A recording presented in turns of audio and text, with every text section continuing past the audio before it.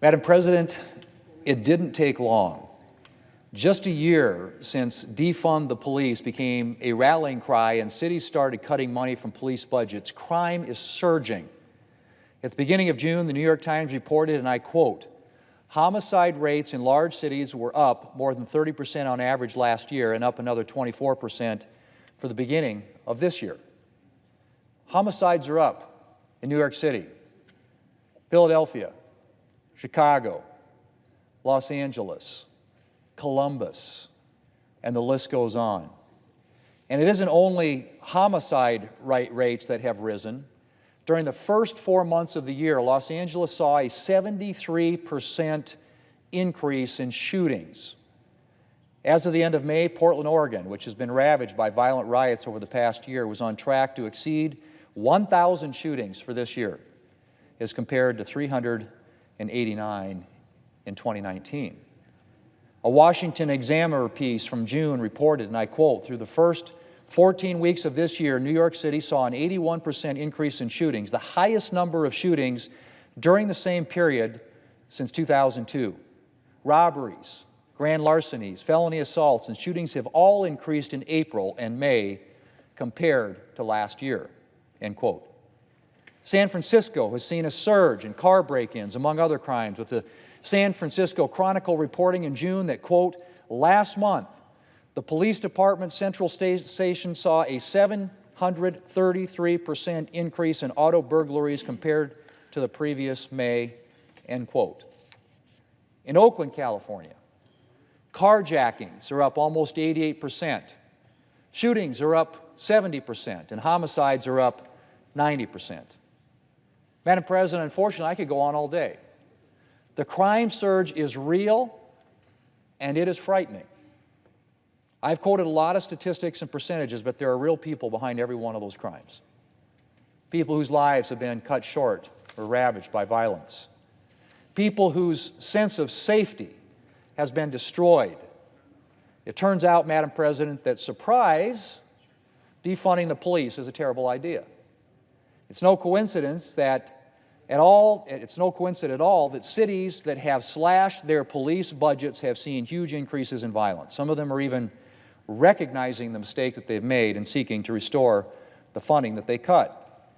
A Fox Business piece reports, and I quote, "Cities like New York City, Oakland, Baltimore, Minneapolis, and Los Angeles are planning to reinstate tens of millions for the construction of new police precincts, increase police department budgets, among other plans to bankroll more efforts to confront the uptick in crime," end quote.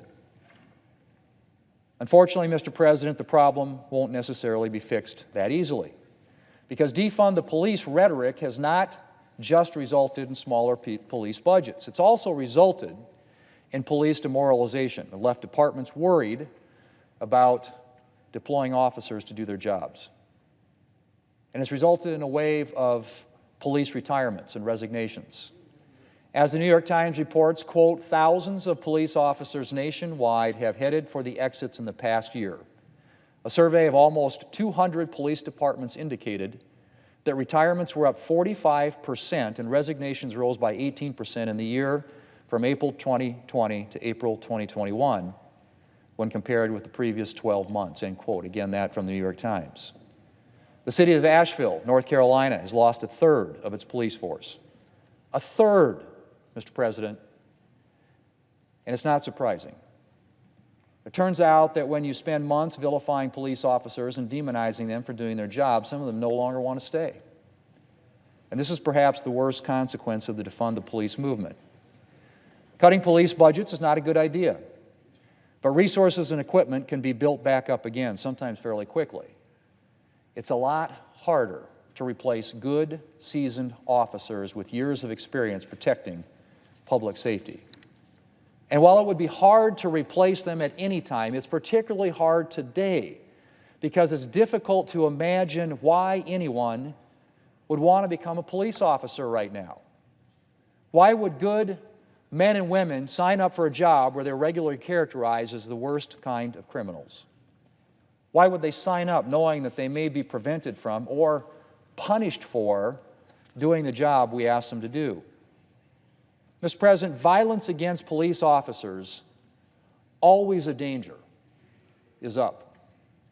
And the sickening scene of protesters shouting, "Death to police," outside a hospital where two ambushed law enforcement officers were fighting for their lives has to be emblazoned on the minds of police officers nationwide.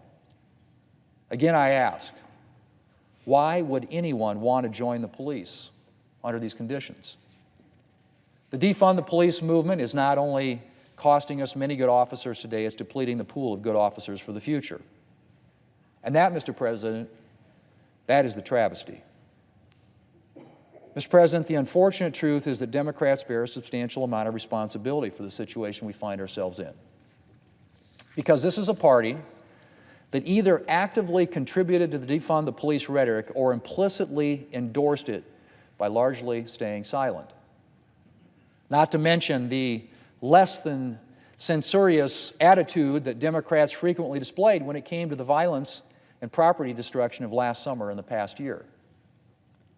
California Representative Maxine Waters said protesters in Minneapolis this April should get more confrontational should the verdict in the Chauvin trial not go their way. And far-left members of the House of Representatives have spent the past year making statements like, and I quote, "Policing in our country is inherently and intentionally racist. No more policing, incarceration, and militarization," end quote. Now, more mainstream Democrats have become wise to the fact that their party's association with the defund the police movement may threaten their electoral chances next year. As polling has demonstrated, Americans are squarely against the idea of defunding the police. And so the President and other Democrat leaders have all of a sudden announced their concern about surging crime. But they're still trying to have their cake and eat it too. Because missing from their messaging is any real condemnation of defund the police rhetoric and the terrible toll it has taken on our cities and police departments. In fact, President Biden, who is currently trying to reinvent himself as tough on crime, filled key roles in the Department of Justice with individuals who have gone on record with their support for defunding the police. President Biden's Secretary of Labor actually cut police funding while serving as Boston's mayor. And his Secretary of Housing and Urban Development has suggested that we should consider decreasing police budgets. And Democrats' actual crime-fighting plans are long on punishing gun dealers and gun manufacturers, and short on actually going after criminals. The President's nominee to head the Bureau of Alcohol, Tobacco, Firearms, and Explosives seems more interested in targeting law-abiding gun owners than in dealing with the surge in gun crime. Mr. President, I have one last point to make about the defund the police movement, and that is its fundamental injustice. Are there bad police officers out there? Of course there are. There are bad teachers out there too, and bad social workers, and bad small businessmen. But just as it would be outrageous to demonize all teachers because of the few bad apples in their profession, it is outrageous to demonize the hundreds of thousands of dedicated men and women defending public safety in this country because of a handful of bad officers. The truth is, we owe our men and women in law enforcement a great debt, a debt we can't even fully comprehend. These men and women go out and risk their lives every day of the week, every month of the year, to keep us safe. But they don't just risk their lives. They also bear a heavy physical and emotional burden. Most of us go about our daily lives without having to confront much evil because our law enforcement officers go out every day to confront it for us. They confront violence so that we don't have to, and they pay a price. It's tough to have to see evil on a daily basis, to spend years rescuing children who are in trouble or supporting victims of violence or bringing rapists to justice. But it's a price most of them are glad to pay. They signed up to protect the innocent, to keep the public safe and evil at bay. And they're proud to do it. And we owe them and their families our profound gratitude. It is abhorrent that anti-police rhetoric has become such an accepted part of our national conversation and has been winked at or endorsed by so many Democrat leaders. We owe our police officers much better. Mr. President, I hope the belated realization among some that police officers are essential to keeping our communities safe will spell the end of the defund the police movement.